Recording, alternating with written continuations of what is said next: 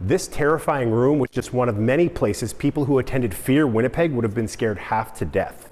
But after months of planning, just days before open, the city said they couldn't give the event a permit. And then they would come in here, run and hide and everything, and the purgers would be stalking them. Jay Hall had big plans for Fear Winnipeg this year.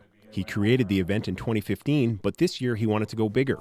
He found space at the Winnipeg Cold Storage building in the North End, and in June he reached out to the city to get a permit. And I asked them to come down and check out the building to make sure everything was good, and they said, no, we will only check it out after you've fully set up. Hall says the city told him the building was sound, so he started setting up the 500 square foot space for the event. He built sets, hired hundreds of people, and sold even more tickets. 2 days before open, the city inspector finally looked at the building.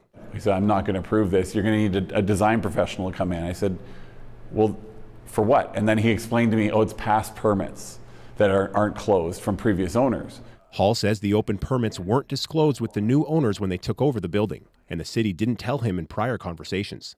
Chair of the Planning, Property and Development Committee, Evan Duncan, says Hall could have addressed the safety issues before he applied for the permit. The safety of the building could have been solved with an architect because the Manitoba Building Code requires the city to have professionals address life safety concerns.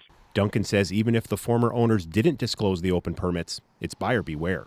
I would hope that that would have been communicated. Does the responsibility fall with the city here? No.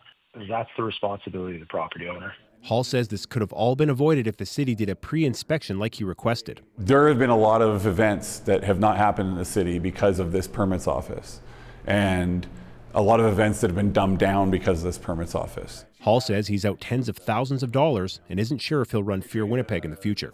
Mike Arsenault, CBC News, Winnipeg.